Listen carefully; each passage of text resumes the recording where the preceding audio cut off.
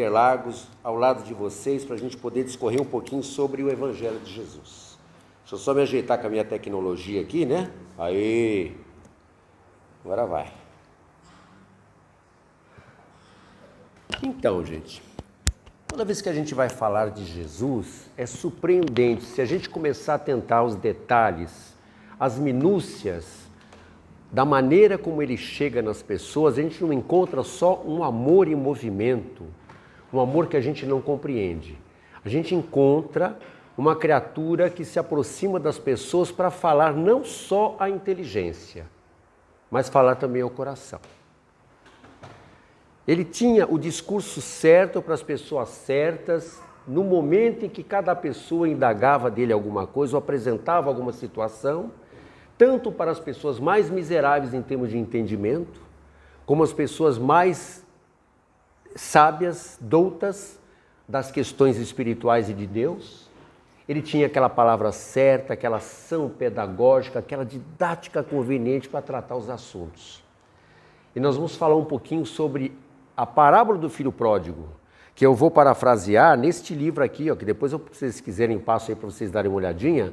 É um livro do Henry J.M. Nouwen, A Volta do Filho Pródigo. É um padre que escreve sobre a parábola do filho pródigo de uma forma muito interessante. Inclusive, vou trazer alguns enunciados do livro para a gente poder refletir um pouquinho, não só na visão espírita, mas na visão também do movimento cristão, como é que as coisas ocorrem, não é? Porque assim, Jesus, para a gente poder traduzi-lo na nossa vida, só tem uma forma.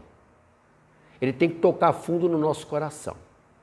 Geralmente ele toca quando a dor bate forte, quando nós não temos muitas alternativas, quando nós estamos numa encruzilhada entre uma situação de vida ou morte, de perdas irreparáveis, situações financeiras difíceis, uma desilusão que nós sofremos, então nós passamos a viver numa situação aflitiva, da qual as pessoas nos assistem, até as terapêuticas disponíveis vão nos assistir, mas tem hora que precisa alguma coisa que penetre mais fundo no nosso coração, não que nos traga respostas completas sobre o fato que estamos vivendo, mas de uma força diferente que penetre na nossa intimidade e logo de imediato já inocula na gente a calma, a serenidade.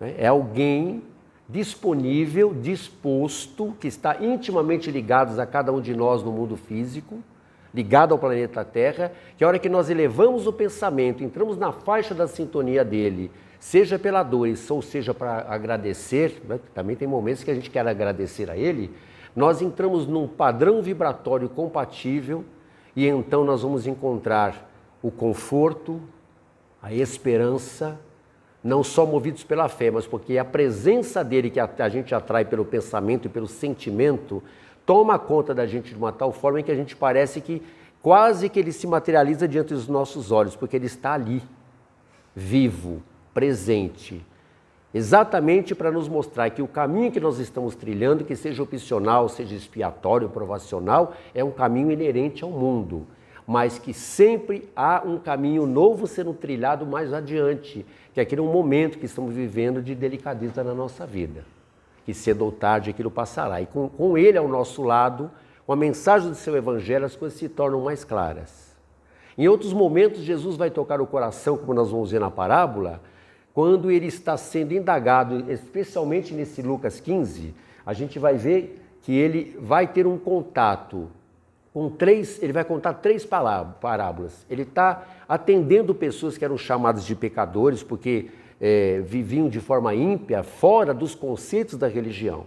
Mas Jesus atendia a todos. E então os doutores da lei, os publicanos, os escribas, vão procurá-los, os fariseus, e vão indagar dele como é que ele pode estar convivendo e comendo na casa de pecadores. E aí então ele vai fazer a parábola mostrando 2 aspectos da vida, né? O amor de Deus que é perene para sempre, basta a gente sintonizar para poder entrar na frequência e mudar nossa faixa vibratória. E o pecado, que é a busca natural dos nossos interesses, muito ligados ao instinto, aos mundos mais primários, uma escravidão que nós estabelecemos às vezes, ou por falta de conhecimento, uma profunda ignorância que nós estamos nivelados num padrão de ignorância física, na vida física, no saber no dom do saber humano, como somos ignorantes também nas questões morais, espirituais e religiosas. Então ele vai atuar de forma muito especial em direção a essas pessoas. Então ele vai passar 3 parábolas.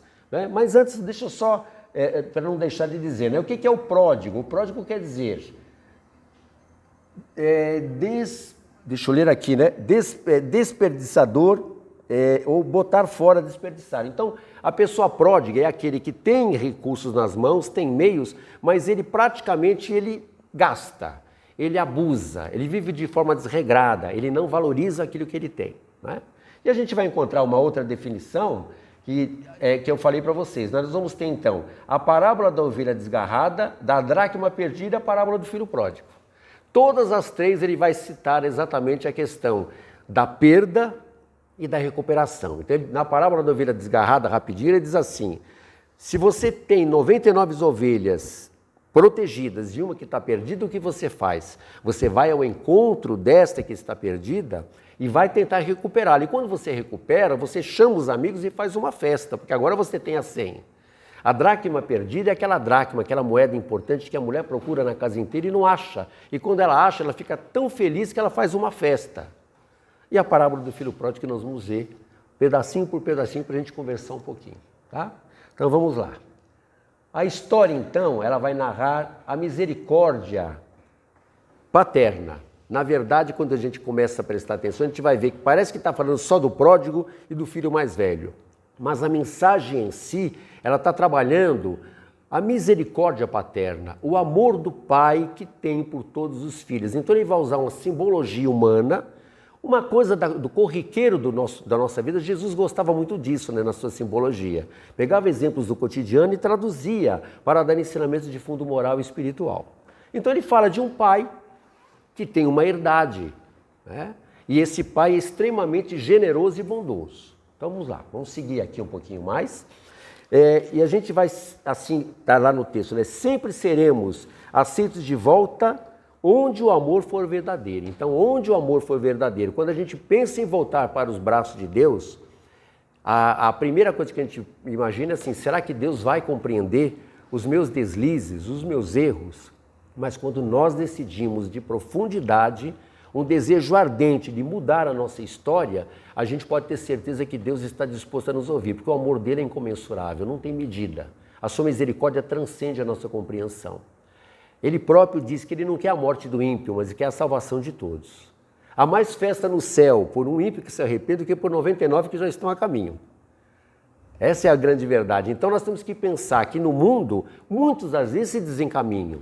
Às vezes nós estamos num caminho certo e de repente a gente se desvia por ilusão, por fantasia, por desespero, por angústia, pelas perdas, como eu mencionei. A gente entra em parafuso, não consegue seguir no curso da nossa vida, né? A gente entra em depressão espiritual e a partir daí nós ficamos vazios de interior, de conteúdo, de sustentação espiritual. Então a gente sabe que em Deus nós vamos encontrar o repouso, né? O conforto para a nossa situação delicada, né? Então é realmente isso, é aquele que está voltando. Quantos na nossa família já não se foram, gente? E nós estamos às vezes aguardando a volta dessas criaturas. A gente pensa, mas como é que podem ter ido por esse caminho? Como é que podem ter feito essa escolha? São livres para semear, mas tem que colher. Então todos vão, mas a gente tem que ter, na compreensão da parábola, que a bondade nossa deve ser no espelho desta parábola, no espelho do que Deus propõe. Porque, vamos lá, né, gente? Frase pronta. Atira a primeira pedra quem não tiver pecado, quem não tiver erros. Esse erro eu não faço, mas talvez você faça outros. E talvez você não dê conta da demanda, talvez você se enroscou demais nos problemas e não consegue voltar. Então quem não tem um parente, né? Um filho, um esposo, uma esposa, um familiar qualquer, um amigo, uma amiga que está perdido, às vezes nos descaminhos da vida, que são muitos, né? São os autoabandonos, nas entregas para as paixões do mundo, desiludidos ou iludidos com as coisas do mundo, e que a gente sabe que eles vão colher dissabores, mas eles precisam ter que tomar consciência e voltar. E quando voltarem, se baterem na nossa porta e vier ao nosso encontro, nós temos que abafar toda a mágoa e ressentimento, estender a mão, Porque se nós não estendermos as mãos aos nossos, a quem nós amamos, estenderemos a quem? É uma situação delicada? É difícil, porque às vezes os filhos que vai para a droga maltratou muitos os pais e a família. Mas se ele um dia voltar, socorra, dá o amparo, não deixe de cumprir sua missão. Vai de novo, mas um dia volta. Porque certo de uma coisa é, se a reencarnação é o grande instrumento de evolução, cada um de nós que nos encontramos aqui, se já estamos, vamos dizer assim, imunizados a certos erros na vida, a certos equívocos, é porque nós somos abençoados com o socorro de muitos em outras vidas que nos ajudaram a chegarmos até aqui. E continuam nos ajudando para que a gente possa avançar, ter autonomia moral e espiritual. Tá? Então nós precisamos ter consciência disso. As mãos que se estendem fraternas para o outro são as mesmas mãos que amanhã estenderão para nós no momento delicado da nossa vida. Né? Porque todos nós, um dia ou outro, ficamos entre a cruz e a espada. Entre um momento delicado da vida, né, e que a gente não sabe o que fazer. Né? Então vamos lá, sem mais delongas. Havia um homem que tinha 2 filhos. Um dia disse-lhe o mais novo: Pai, dá-me a parte da herança que me cabe, que me toca. Um filho jovem, 16, que já era um adulto, né? 16, 17 anos, chega no pai e pede para que ele possa dar a parte dele na herança, que ele quer ter uma vida autônoma. Ele quer ser dono do próprio nariz. A narrativa aqui não diz, mas provavelmente o pai deve ter indagado: filho, o que te falta? Você não está feliz dentro da sua casa? Você tem tudo que você precisa? A proteção, você tem alimento, tem os recursos, você está protegido lá fora. O mundo externo é muito complicado, mas o filho estava decidido que ele queria fazer isso, que ele queria viver as ilusões da liberdade sem compromissos, viver dissolutamente, sem horário para dormir, sem horário para acordar, tendo dinheiro como fonte de atrair companhias e viver de uma forma luxurienta, sem compromissos com a própria consciência. Coisa de jovens, né? Às vezes alguns jovens desmandam por esses caminhos. Aí, e o pai, olha só, repartiu entre os filhos, o mais velho e o mais novo, os seus bens. Repartir os bens antes que o pai morresse era um ultraje. Vocês sabem por quê, gente? Porque na sociedade judaica e na sociedade árabe, se o indivíduo pedir para o pai distribuição da receita financeira da família, a herança, antes da morte do pai, o pai tem direito a espancá-lo e tirá-lo como beneficiário da herança, expulsá-lo de casa. Mas este pai aqui da parábola que Jesus está narrando é um pai de extremada compreensão, ficou preocupado, mas fez o que o filho pediu, respeitando o livre-arbítrio dele. Né? Tanto é verdade que se exige até hoje, se nós temos na família um filho, um irmão esbanjador, que gasta as receitas da construção de uma família, da fortuna da família, a família pode interceder através do advogado, pode pedir como testemunhas para que esse irmão seja interditado e não tenha mais acesso ao dinheiro. E ainda vão arrumar uma assistência psiquiátrica para poder dizer que a cabeça dele não funciona bem. Mas aqui não. O pai vai e dá a parte dele. Aí, poucos dias depois, o filho mais novo juntou tudo que era seu e saiu de casa. A gente fica imaginando aquela fazenda, né? O pai já idoso, na soleira da casa, observando o filho em cima do animal, a pé, indo se perdendo no horizonte, ele imaginando para onde este meu filho está indo, que ele não sabe o que o aguarda lá fora. Mas ele estava muito convicto de que o filho queria viver aquilo e o jovem não pensava em outra coisa a não ser ter essa liberdade. E assim ele foi, e provavelmente esse pai, como é zeloso, todos os dias, no final do dia, no final da jornada de trabalho, ficava na soleira desta casa observando no horizonte, sempre com a esperança de que o filho pudesse um dia voltar para casa. Muito bem. Chegou a uma terra distante esse jovem, depois de muito caminhar, satisfeito por se sentir livre, a liberdade que ele imaginou que teria. Nessa terra ele viveu dissolutamente, esbanjou tudo quanto possuía. Dinheiro na mão, vai abusando e vai gastando. Então ele vai fazer o quê? Ele vai atrair na terra estranha, porque no tempo deles era romanos, judeus e os gentios. E na terra dos gentios os judeus não eram benquistos, mas com dinheiro na mão ele vai arrumar os amigos das obras da iniquidade.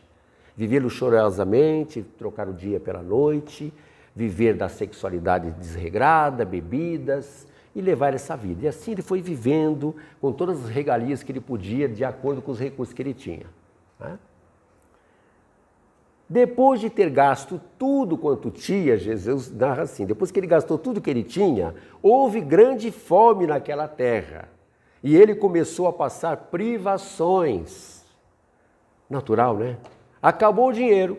E para azar dele, na região, a seca, a fome apareceu e ele ficou completamente sem saber o que fazer. Começou o primeiro momento de expiação para ele, de prova, para ele parar para pensar o que ele havia feito da sua vida. Então, ele tem esse momento delicado, privações, e fala, bom, não estou pronto para voltar para a casa do meu pai. Vou tentar viver por aqui. Né? Cada dia que se passava, a vida tornava-se mais difícil. Natural, né? Não tem comida, não tem emprego, é um judeu na terra de gentio, acabou o dinheiro, acabou a amizade. Né? Até que um dia foi pedir trabalho a um dos habitantes daquela terra que o mandou para os seus campos guardar porcos. Judeu não come carne de porco. É considerado um animal impuro dentro da sua religião. Mas ele só tinha esse serviço, cuidar de porcos. Ele vai cuidar dos porcos. Bem desejava ele encher o estômago com os alfarrobas, né, com as bolotinhas que os porcos comiam, mas ninguém lhes dava. E caindo em si, opa, chega aquela hora na nossa vida, né, que você cai em si e fala, opa, alguma coisa errada eu estou fazendo, ou muita coisa errada, está na hora de repensar a minha vida. E caindo em si disse, quantos trabalhadores, jornaleiros do meu pai têm pão em abundância lá na casa do pai, e eu aqui morro de fome. Lá eu tinha tudo, agora aqui eu não tenho nada, ainda tenho vontade de comer até as bolotinhas de comida do porco, a ração do porco. Estou passando necessidade. Os funcionários do meu pai estão lá comendo, tem água, tem casa, tem comida, tem trabalho, tem salário, e eu aqui, passando essa necessidade, essa fome. E então ele fala para si mesmo, que é o que nós precisamos às vezes fazer na nossa jornada da nossa vida. Levantar-me-ei e irei ter com meu pai. Se é com alguém que você tem que ser relacionado, parente do mundo físico, vá falar com ele. Vá colocar seu coração à mostra de que você está realmente arrependido. Ou então, se a sua relação com Deus está comprometida, eleva o seu pensamento, busca a força de Deus, ore fervorosamente, que o amor de Deus, a misericórdia vai te cobrir e as respostas começarão a aparecer. No mínimo, o alívio inicial você já vai ter. Bate a luz da esperança no seu coração. Então ele vai procurar o pai e olha o que ele vai dizer para o pai. Pai, pequei contra o céu e contra ti. Ou seja, pequei contra a lei, que a minha consciência está gravada, que eu devia viver uma vida regrada, mas olha o que eu fiz da minha vida, só quis viver de forma luxurienta. Né? E ainda pequei contra ti, porque além de tudo fiz você me dar um dinheiro, você me pediu para não ir, eu fui, gastei o que era seu e agora, olha a minha situação. Então, pai, conscientemente, não sou digno de ser chamado teu filho. Não posso mais ser chamado teu filho. Trata-me como um dos seus funcionários, um dos seus jornaleiros e trabalhadores. Oi? Não? Me trata como um dos seus trabalhadores. Então ele tomou consciência e falou, agora eu preciso me igualar àqueles que meu pai assiste. Porque é o mínimo que que eu posso pedir para o meu pai e é o máximo que porventura ele pode me oferecer, porque eu errei completamente. Então ele tem isso em mente.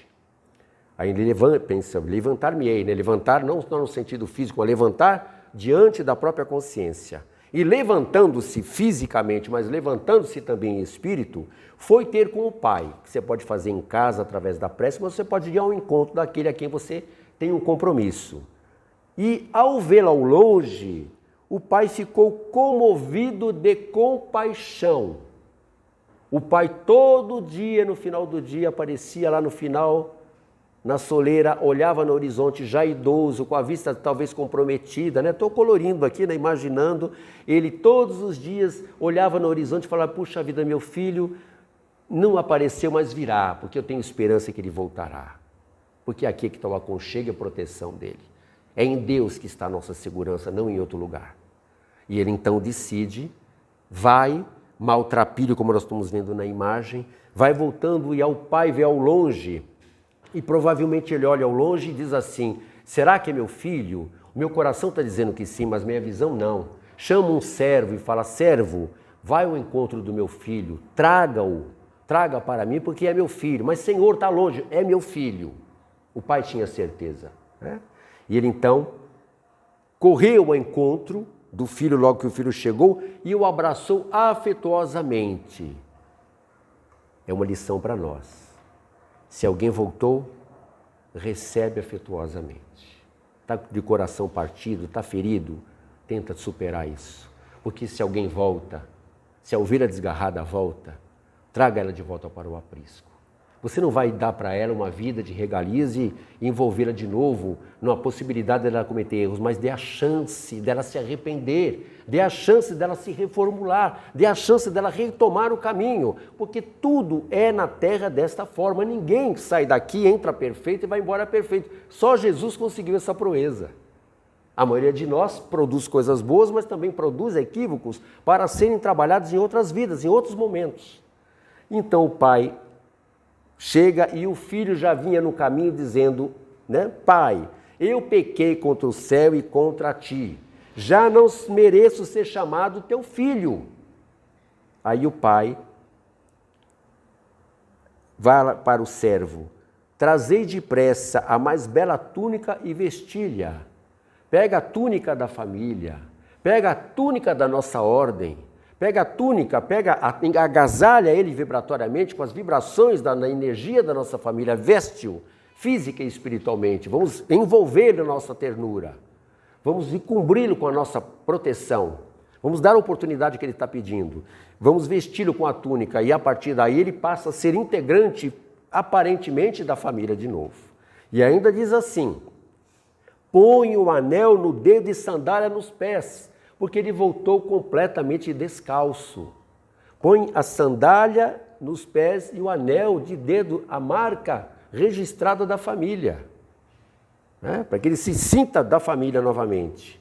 Ainda trazei o vitelo gordo, né? O animalzinho gordinho que encontrar, mate-o, comamos e alegremos-nos, porque este meu filho estava morto e reviveu. Estava perdido e foi encontrado. E aí, ele se sente em casa novamente. Finalzinho do dia, a festa está acontecendo, e lá nós vamos ver que a festa se principia, não é? E a partir daí, vai chegando na hora 1/10, que é às 6 horas da tarde, né? Perto do final do dia, já final do expediente do campo, que as tarefas eram do campo, a narrativa que Jesus faz é para traduzir dentro de uma linguagem do povo da época. Ele está voltando, o filho mais velho regressa do campo e aproxima-se da casa. Quando ele olha, ele diz assim, que músicas são essas? Que danças são essas? Saí daqui, ninguém me disse que ia ter festa. Porque ele ficou com o pai. Chamou um dos servos e perguntou-lhe o que era aquilo. Aí então, o rapaz que responde para ele, o servo, teu irmão voltou, o teu irmão voltou. Guardem bem essa imagem. E teu pai matou o vitelo gordo porque teu irmão chegou são e salvo. Ao ouvir isto, ficou triste e não queria entrar. Enraivecido, se sentindo ultrajado, se sentindo ferido, contrariado, porque esse filho para ele já tinha ido, já gastou a fortuna do pai, e já imaginou provavelmente dentro dele assim, agora ele vai voltar e ainda vai tomar parte da minha fortuna. Esse ingrato, esse filho, né, que abandonou o pai, esse ingrato. Aí então, o pai de longe observa o que está acontecendo e fala assim, eu tenho 2 filhos. E os dois para mim são importantes. Ele vai ao encontro e pediu-lhe que entrasse. Filho, entra, vem para cá que o teu irmão estava perdido e foi achado, estava morto e está vivo. E aí então ele responde para o pai, agora materializando em palavras o estado de espírito em que ele estava naquele momento. Há já tantos anos que te sirvo sem nunca transgredir uma ordem tua. Será? Nunca maculei a sua consciência, nunca feri sua autoridade, né? E nunca me deste um cabritinho, né? Aqui está cabrito, eu vou fazer um cabritinho para mim festejar com os meus amigos. Você nunca falou, filho, faz uma festa com os teus amigos, estou aqui obedecendo ordens, cumprindo minha meta, não aceitei que você dividiu, agora você recebe esse, né? Você recebe esse teu filho, né? Ele prossegue dizendo assim, olha só, e agora, ao chegar esse teu filho, não é o irmão dele, esse teu filho, que consumiu os teus bens com mulheres, mataste-lhe o vitelo gordo. Está bem magoado o homem, né? O pai respondeu-lhe, filho, olha a sabedoria desse pai. Tu sempre estás comigo e tudo que é meu é teu, não se preocupe, que agora é teu. Mas nós tínhamos que fazer uma festa e alegrar-nos, porque o teu irmão estava morto e reviveu, estava perdido e foi encontrado. E Jesus propositalmente fecha a parábola aí. Nós não sabemos se o filho mais novo tomou jeito e se o filho mais velho abrandou seu coração. Ele deixa por conta. Duas figuras que representam a natureza humana. O filho mais novo, segundo Joana de Ângeles, apresenta as negatividades do ego. A ilusão, as fantasias de viver dissolutamente, de forma irresponsável, gastador, desbanjador, viver sem compromissos consigo próprio, viver as luxúrias do mundo. Vive as negatividades do ego. Só que ele se arrependeu, encarando a situação que ele estava vivendo e voltou. Não que ele só tivesse essa alternativa, porque ele caiu em si, segundo o que Jesus narra. Já o filho mais velho tem as máscaras do ego. É o filho que se diz previdente, obediente, respeita a autoridade do pai, mas mascara uma virtude que na verdade ele não tem, porque no fundo ele é um grande egoísta, é um grande orgulhoso, revoltado, carrega em si algumas imperfeições que ele não observa, porque ele acha que ele é a virtude em excelência. Porque se ele tivesse a virtude em excelência, não teria agido como ele agiu. Porque os interesses dele eram mundanos, não eram interesses de uma alma que estava sendo recuperada, mas os interesses eram materiais. E porque achava que o pai não deveria recebê-lo mais pela transgressão que ele teve, né? Então ele tem as máscaras do ego. Ele precisa arrancar as máscaras da aparência religiosa, da aparência virtuosa, para depois ele enxergar as próprias negatividades e poder ter a chance de fazer a mudança. É mais difícil você conseguir recuperar alguém que tenha a máscara do ego do que alguém que tenha a negatividade do ego. Ambas são delicadas, mas quem tem a máscara não enxerga a própria imperfeição, né? Muito bem. Eu tenho até que horário, Luísa? 10 para meia-noite hoje? 7h15. Então vamos lá, nós vamos cumprir. Eu estou vendo, agora são 8 horas lá, né? Pronto, deu certinho aqui. Então vamos lá. Vou tentar ser bem breve agora, tá bom? Esse livro que eu mencionei para vocês, o Henry Nouwen, que nasceu em janeiro, né? Nasceu na Holanda, ele morreu em setembro de 96, era padre católico, professor, escritor e teólogo. Olha que coisa interessante.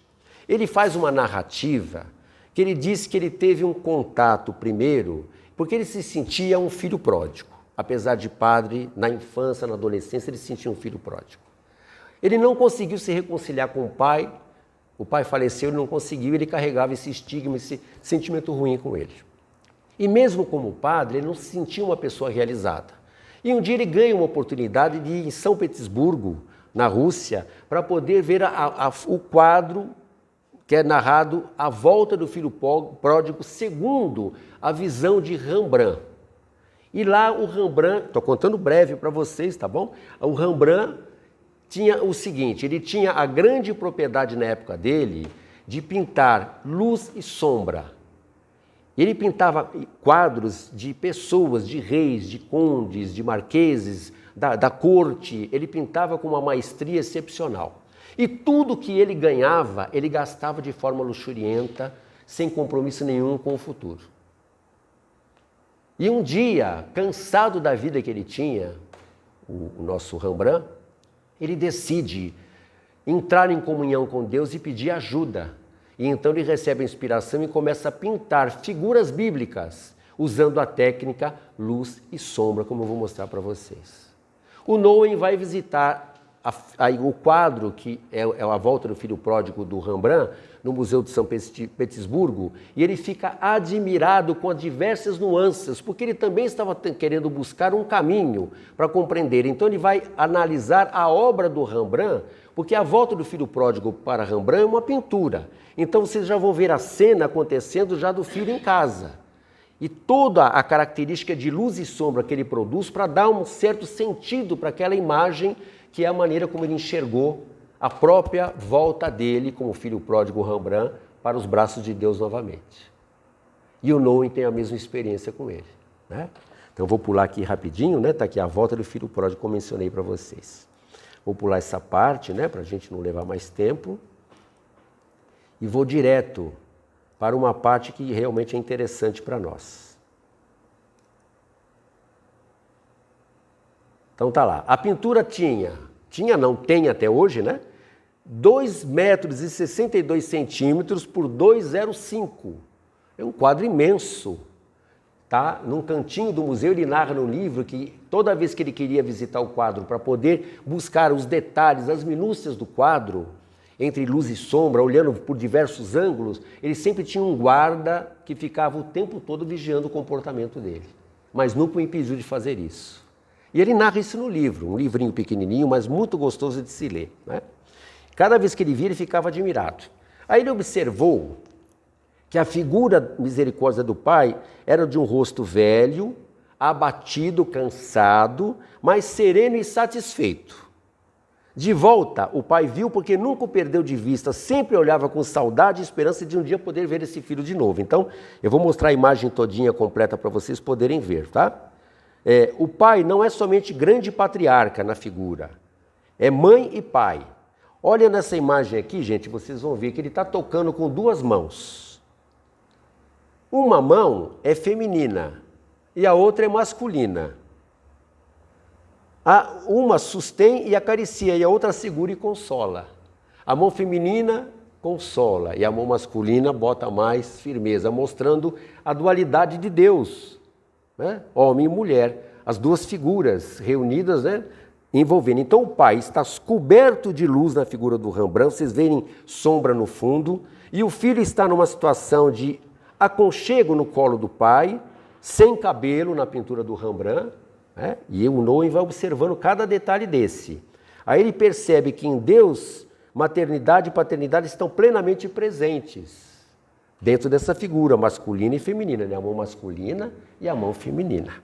Aí ele prossegue dizendo assim: o filho se joga ao peito do pai exausto e resignado, com roupas pobres, mínimas para cobrir o corpo, surradas, cabeça raspada, como se fosse um presidiário despojado de sua dignidade. Então, na parábola do filho pródigo, o próprio Rembrandt pinta a própria sensação que ele sente, né, que ele chega a Deus maltrapilho. Um judeu careca, de cabelos raspados, não era muito comum na época, né? Descalço, era humilhante. Roupas rotas, rasgadas, mais humilhante ainda. Então é dessa maneira que ele visualiza a pobreza interior e espiritual e a pobreza física em que ele chegou, né? E aí ele prossegue dizendo que há uma intensa luz misericordiosa cobrindo o seu ser. Então, a partir do momento em que a mão do pai pousa sobre as costas do filho, toda a luminosidade do pai cai sobre ele e envolve todo o seu ser, por completo, né? Vocês estão observando aí. Está apoiado no peito do pai como se quisesse voltar ao ventre, né? Como se ele estivesse querendo voltar ao ventre, na proteção da mãe, do pai, né? De fato, a sua cabeça lembra um feto, né? Olha as conclusões que o Nouwen vai chegando, né? É um novo nascimento. está novamente renascendo. Né? Sandálias gastas e pés machucados. O pai pede para colocar sandálias, calçados novos no pé. Imagina a situação de um judeu nessa situação, né? É muito triste. Teve de perder tudo na pintura do Rembrandt, chegar ao fundo do poço para entrar em contato consigo mesmo, com sua própria essencialidade. Às vezes nós precisamos entrar no caos interno, financeiro, social, familiar, para a gente chegar à conclusão de que realmente o caminho que nós escolhemos não é o melhor. As pessoas são livres para buscarem, né? Mas depois a colheita é obrigatória. Ele tem um punhal na cintura, né? Eu cheguei a mostrar a imagem completa para vocês. Passou a imagem completa? Passou ou não? Sabe que eu não reparei? Deixa eu ver aqui. Se passou, vamos ver se eu consigo mostrar a imagem completa. Será que eu não... Ah, está aqui. Olha lá, gente. Vocês estão vendo? Olha lá, a imagem completa, né? Se vocês observarem, aqui está um pouco escuro. Aqui tem uma mulher aqui no fundo. Aqui nesse canto tem um homem. E aqui no canto tem um outro rapaz de pé segurando um cajado. Este aqui, nós vamos falar dele um pouquinho, que é o filho mais velho. Ele não se aproxima, ele está coberto do manto da família, tem luz somente sobre o rosto, mas o restante de todo o seu ser está coberto de sombra. Tem luz na mão, mas as mãos estão guardadas, sem ter a menor afetividade em receber o irmão da mesma forma como o pai está recebendo. Olha a beleza, né, da construção do Rembrandt, né, nessa imagem. Né? Então vamos lá, deixa eu prosseguir aqui, para a gente não perder mais tempo.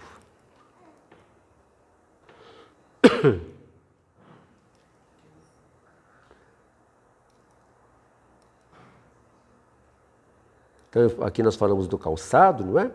Olha agora o punhal. A única coisa que ele conserva na imagem do Rembrandt é um punhal, que é um instrumento que era usado na época como proteção.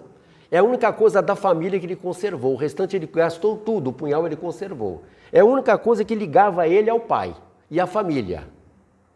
Além do pensamento e o coração, obviamente. Mas fisicamente era só isso que ele tinha. No fundo estava apegada a única lembrança da casa, da condição que tinha abandonado. Ser filho de um nobre pai.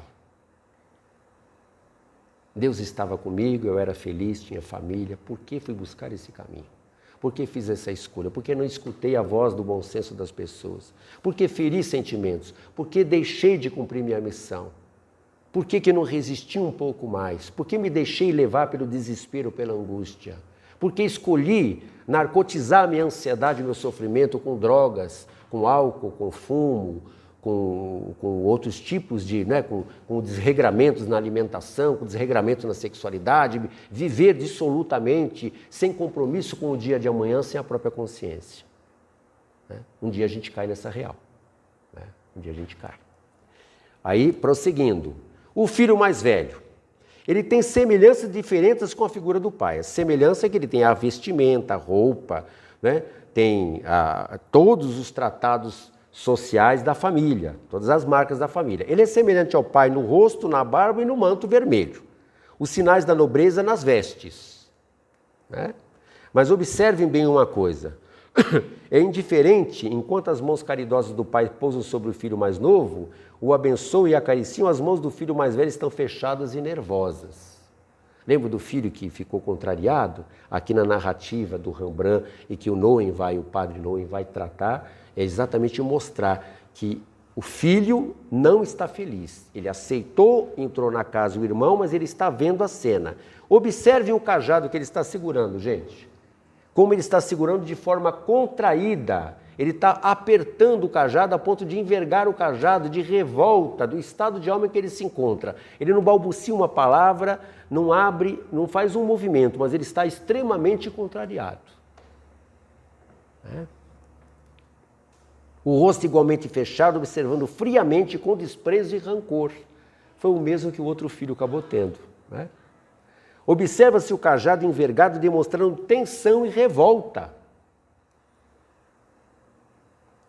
O pai não desejava somente a volta do filho mais jovem, mas também a do filho mais velho, que também estava perdido, embora em casa estava com a cabeça e o coração em outro lugar.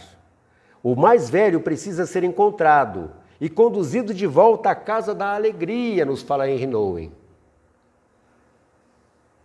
Precisa voltar à alegria de compartilhar, alegria de receber, alegria de perdoar, de ser compassivo com o outro, que é você ter dó, não só dó, compaixão, mas você ter movimento ativo na direção da outra pessoa, compreender que errar faz parte da natureza humana.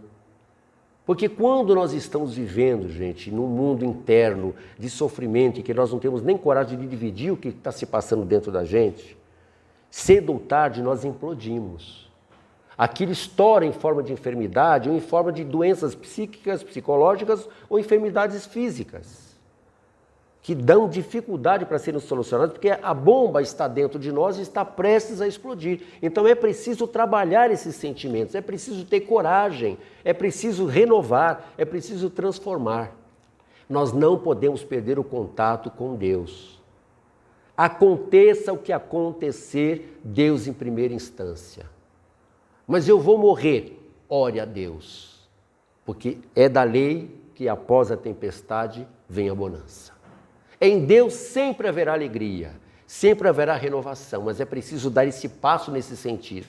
Se você está seguro e está tranquilo, fica tranquilo no seu canto. Não é à toa que Jesus dizia que ele não veio para os doentes, mas não veio para os sãos, mas veio para os doentes. E ele fecha com a seguinte imagem para nós, dizendo assim: vinde a mim, todos vós que andais cansados e sobrecarregados, e eu vos aliviarei. Essa é a proposta pedagógica de Jesus dentro da parábola do filho pródigo. Muita paz a todos nós.